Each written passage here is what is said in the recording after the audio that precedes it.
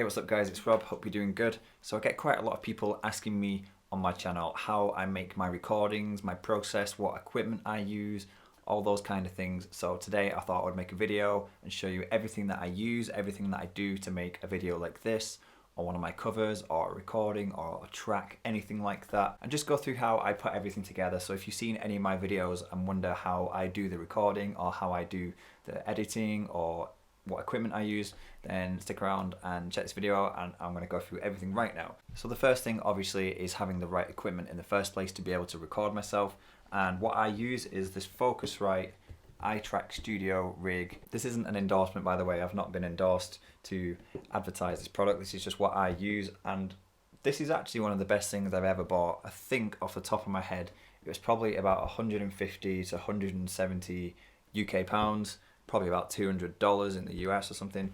But for what use I've got out of this, I use it on a daily basis, to be honest. So for the fact that it was really inexpensive to actually get myself started recording, and inside you get a really good microphone. The microphone that you get in this, which hopefully the camera won't be blurry on, but I'm actually using that microphone right now. It's right here in front of me, and I use it on all of these videos. So if there's ever a video where I'm just talking to the camera, I'm always using the microphone that I got in this Focusrite iTrack Studio package.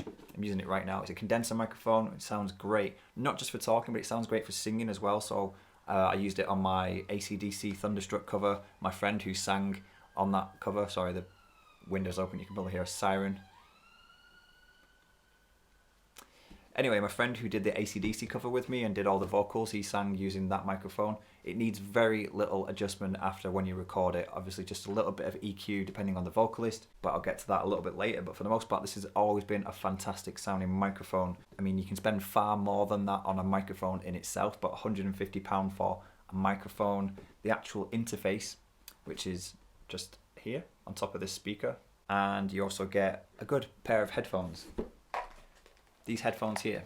I've used loads of different headphones in the past, some more expensive, and I just keep coming back to these ones because these are the ones I got in this box, and they sound absolutely fantastic. Maybe it's just the fact that I'm used to them, and you do get used to certain sounds, and even if you spend more money on something and get something more expensive, you might just be used to the cheaper thing, so you kind of might prefer that, which might be the case here. But no, these are really, really great headphones. Not only that, I've dropped these so many times and they've stayed intact. Touch wood that I'm not going to drop them and break them in the next few minutes or anything like that. But no, they've survived. They're pretty solid pair of headphones. They're really comfy as well. Really comfy to wear. They sound great and they're pretty sturdy, pretty solid, and they haven't broke yet. So really great pair of headphones, excellent condenser microphone, and obviously the interface, which is here. Some people might have seen these kind of Focusrite interfaces before. You can get a red one, which I think is a 2i2.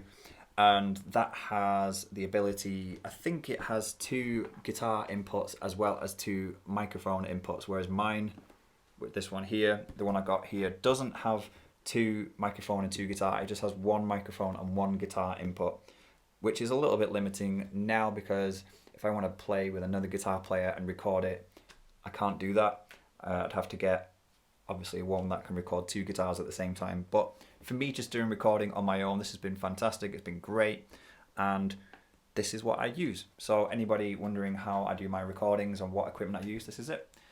Obviously this is quite old now. 2015 or 16 is when I got this, so I think there's updated versions. So I'll have a look online and I will link below to this if I can find it. If not, I will link to the same sort of thing from the same company, but maybe the updated version.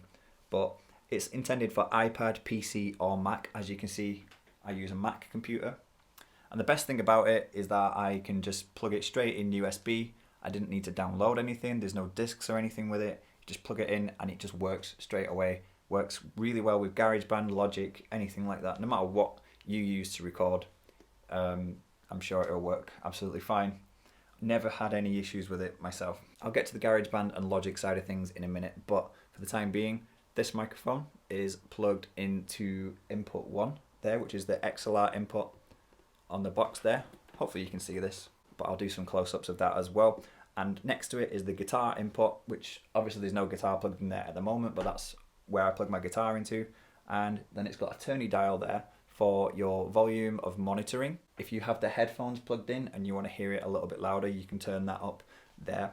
And that's literally it. You plug it USB into the back of your computer and away you go. That's all I've done anyway. And the really cool thing is that you can see on this picture here, and I'll demonstrate it in a minute, is that the gain dial of the XLR and the gain dial of the guitar input, they both have colored rings around them, which shows you if you're too loud or you're peaking or you're clipping when you're recording in. So if I was speaking really loud into this microphone now, the microphone input, the ring around the gain switch on that would be glowing red. It goes red, amber and green. So if it's green, you're doing pretty good. If it's amber, probably want to turn it down a bit, and if it's red, you're way too loud, so turn it down, and you can get good levels that way. So I think that's a really, really great way. Rather than sort of looking at what's going on in your computer, it's a great way of getting a good idea of how your levels are whilst you're recording in straight from the start. So if things are good to start with, it's going to make recording even better, which I think is a pretty good rule for recording anyway. If things are good to start with, then there's less to fix later. Don't record and then think I'm just going to fix everything later. I'm going to edit it and make it all great in post, so things don't have to be great to start with. I just think it's the other way around. Get things really good to start with, and then when you come to edit, you'll have a really, really easy job. So that's pretty much it for in the box. That's what you get. You also get an XLR wire with it, which I've long since lost, so I'm using a different one now. But anyway, that's the equipment I use. So let's take a closer look at the actual thing itself, so I can show you obviously what I've just been talking about. Okay, so as you can see, here is my interface here. This little silver box on top of my speaker. And as I said, the microphone that I'm currently speaking into. Obviously, I've just moved the microphone, so if things sound a little bit echoey, that's because it's in a different part of the room now. But the XLR and the other end of the microphone that I'm speaking into is going into input 1 there. And this is the gain switch that I was on about. By the way, it's phantom powered microphone, so this little button here, if you want to record, you make sure that you press this button and it's lighting up red, which will let you record, because if I turn it off, it won't work. You won't hear anything. So obviously make sure that's red first. And this is the gain switch for the microphone, so I'm not going to adjust it now whilst I'm talking, but if I tap on the microphone, you might see it light up a different colour. Sorry if that was hard to listen to, but that just tapped on green. But if I talk into the microphone a little bit closer up, you will see that that little ring around the gain switch should go a different colour. Maybe it'll go amber, or it might even go red. So if I get a little bit closer now, you can see that it's green. It's probably got a little bit louder, but also if I go even more closer and speak a little bit louder, there you go, it went amber and red. So obviously that's what you want to make sure to avoid when you're doing recording. Sorry if that was hard to listen to, by the way, if that was too loud, but I'm just demonstrating it there. And obviously if I wanted to plug a guitar in, then I can use number 2, and it works exactly the same way. If I play my guitar through the interface and it's glowing up amber or red even before I even do any recording, then I need to turn this down so that my recording on the computer isn't going to be way too loud or distorted. And here's the volume control for the monitoring, like I said. And if I wanted to plug the headphones into there, then there's a little headphone icon, and that's where the headphones go into. So that is if I want the output to come from this box rather than the computer there. So I'll quickly show you that now. That's what I've got going on the outside, but I'll show you how I've got things going up now on the computer to show you how I get started recording. Okay, so now here I am at my computer, and you can see the microphone that I'm currently recording on, which is the one from the box. You don't get this cradle that I've got here in the box, but you do get an attachment for a microphone stand. Mine broke. Again, maybe that was a downside to it being a little bit cheaper, that maybe it was a bit flimsy or a bit fragile, but it broke, and it broke after quite a long time and quite a lot of use, so I'll give it credit. But I got this cradle here for about £6 off Amazon, I think, so this is really, really cool, and it fits the microphone perfectly. So there's the microphone currently in use, and if you look at my computer now, I'm on GarageBand currently, and everything that I'm saying right now is being recorded here with this red line. You can see that that's going on there. And the way that I've got this set up is, obviously you've seen me that I'm currently recording into input 1 on my Focusrite interface, and the way that I've got this working, and like I said, it's just USBs straight into my computer, but the way that I get it working on GarageBand or whatever DAW that you're using, whatever program, is that you find your preferences, and I go to audio and MIDI here, and I've got my input device set as the iTrack Solo, which is this unit here. The Focusrite iTrack Solo is the unit, the Studio is the box set. So input device currently is the iTrack Solo. My output is my built-in output from my computer or my speakers, which I've currently got muted because otherwise you'd hear this microphone coming out of the speakers as well and it would conflict. So that's how I've got that set up there. But if you wanted to use the headphones whilst you're recording, if you're doing some singing, you definitely want to use headphones because you don't want to be singing into a microphone whilst your singing is coming out of the speakers as well, because your microphone will also pick that up and you only want it to pick up just your voice. So you use the headphones, plug the headphones into the headphone slot, obviously on the interface like I said there, but you're going to want to change your output from your computer to the iTrack Solo there. I'm not going to do that now, but that's how you would do it there. So obviously then everything you're recording, you can then hear straight back into your ears and it won't be coming out of your speakers, so you can record it perfectly and your microphone won't pick up both things at the same time. Hopefully I've not made that sound way more confusing than it actually is. But that's all I do for vocal recordings, whether it's talking into the camera like this and using the microphone to record my vocals speaking now to make the quality a little bit better, or even if I'm doing singing, that's all I do. I've also got a little pop shield, which you might have seen in some of my videos. Hopefully this isn't sounding weird, but this thing here, they're pretty cheap to get online, and I use that mainly for vocal recording in terms of singing and stuff like that, because it allows you to get a good distance whilst you're recording and keep everything how you want it, and it also stops obviously certain B's and P's whilst you're recording sounding too crazy in terms of singing. So yeah, that's what I use for there. In terms of guitar, I'm going to show you a quick bit of guitar and how I record it. So I'll grab a guitar now, and it's just as simple as grab a guitar, grab a lead, and I'll plug my guitar into the guitar channel, input 2 on my Focusrite. And now I'm going to have to stop this recording and set up a new track. Obviously, as you can see, I've only got one track going at the moment, which is recording the microphone. So I'm going to have to create another track so I can record the guitar. The good thing is that you can record the vocal and the guitar at the same time, input 1 and input 2, which is obviously what I do on these videos quite a lot. So I'll show you that now. So here we go now. I've got my guitar plugged into input number 2. And as you can see on my computer now, I've got both tracks recording because I've set record enable so I can record this track. These two little red icons here, these two little red recording symbols are both clicked so that I can record and both tracks at the same time. But I only want to hear the guitar, so this little orange button here means I can hear just the guitar. If I wanted to hear what I'm saying through the microphone as well, I would click this button here. But I don't want to hear the microphone through the speakers, I only want to hear the guitar. So that's how I get everything set up. And just to prove, let's get a little bit of sound. I'm gonna just demonstrate now. Turn the volume up on the guitar. And there you can hear that coming through there. I've got even a little bit of a waveform just to show you. And obviously you can't quite see it yet because I don't have that many cameras or angles, but on the interface itself, on the guitar gain input, it's not glowing up red or amber, it's nice and green,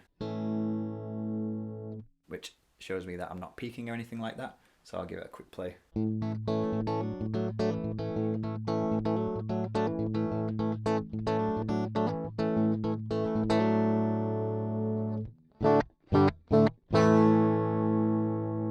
So there you go, the guitar is clearly coming through nicely on there, and that's literally how I get everything set up. And people ask me quite a lot as well how I get my guitar tones, and with exception to only one of my videos I think, where I recorded my PV6505 amp with an actual SM57 microphone and plugged the microphone into my interface and recorded it that way. Every other video I've done, whether it's a cover or a video like this or a tutorial or anything like that, I've always used amp simulators on my computer, and I either use bias effects for my guitar tones or a simple guitar simulator from Waves called GTR amp. That's all I do. So I can find those here on GarageBand. I can't put these on at the moment because I'm already recording, so I'd have to stop the recording to then put them on there. But I've just shown you how I do that. I'm currently on GarageBand where I can add my plugins, which is this little box here, and I can go to positive grid. I've got bias effects and bias amp, and I can just click them on there. It currently is highlighted like it's already on. That's why you can see a little tick there, but because I'm already recording, it won't actually show up until I stop the recording and then it'll turn up. So I'm not going to do that for the time being. And then if I wanted to use the GTR amp one, I go to Waves here and you can see it there, GTR amp. That's another one that I would use for good clean tones. All these other things, they're not really guitar stuff, that's just like different effects that I can put on the top if I want, but I actually don't really use much of those very often. There's only a few that I use. Like out of all of these different ones that I've got, I probably use about 4 or 5. But yeah, that is it. I use the iTrack Solo. Again, not sponsored to say this, but this has been the best thing that I've ever bought for musical creativity. It allows me to make my videos. It allows me to do all my recordings. I used to use it to make demos in my band. I could record ideas that I had and just quickly put them down and then show the band, which I'm no longer in that band anymore, but the process of doing that has helped me get better at it over the years and gave me a real good understanding for recording. So I'm so glad that I got this. So if anybody out there watches my videos and wants to be able to do the same sort of thing, like I said, I'm not the best in the world, but I like what I can create, and hopefully if anybody watches my videos and likes it and wants to be able to do the same thing themselves from home, then this is the sort of thing that you want to look at. You don't have to get the exact same one as me, but basically an interface where you can plug in a microphone and a guitar, pair of headphones and a good microphone and an XLR lead, obviously, and a guitar cable. That's pretty much it. That's all you need. And this is the only one that I've really used. I've used another one. I think it's a Behringer. I'm not sure which one I used, which has a dual input for recording 2 guitars at once. I might try and do a video about that one shortly, but for the time being, this is the only one that I've really used, and it's absolutely great. So get yourselves one of these if you want to do some recording, and hopefully my video has given you a little bit of tips of how to get started, how to get things set up. So that's what I do. And I'm going to leave a link below, like I said, to where you can find the products if you want to get the same sort of things yourself. So hopefully that's inspired you to get creating. I highly, highly recommend doing it if recording is something that you want to get into. Recording, which really helps for writing, which really helps for lots of things. I think recording helps you become a better musician because it helps you with things like timing and structuring things, etc. So definitely look into recording if it's something you've never done before. And the best thing about it is that you can do it from home. You don't have to go to a studio or anything like that. Or if you do want to go to the studio in the future, if you're in a band, then I'd suggest getting something like this so you can do some home recording first to get yourself used to the process and also get used to the pressure of recording, because as soon as you click that record button and you've got a guitar part to play or a vocal to sing, it's a little bit daunting at first, so you do get used to the recording process. I hope this video has helped anybody who wants to get started and maybe not sure how in terms of what they need or how to get things set up on their computer. If anybody's got any more questions, then please let me know below if I've not made anything clear enough, or if there's something I've not mentioned at all, then ask me a question below and I'll get back to you. But hopefully this has given you a pretty good understanding of what I use and what I do. So thanks for watching this video and I hope you enjoyed it. If you did, then please give it a like and leave a comment just to let me know you like the video. If you want to see more videos like this, more sort of tutorials on how I do stuff, then also let me know below. Anyway, as I said, hope you enjoyed the video. If you did, then please click up here to see another one, over here to subscribe to my channel, and hopefully I will see you in my next video. Thanks for watching.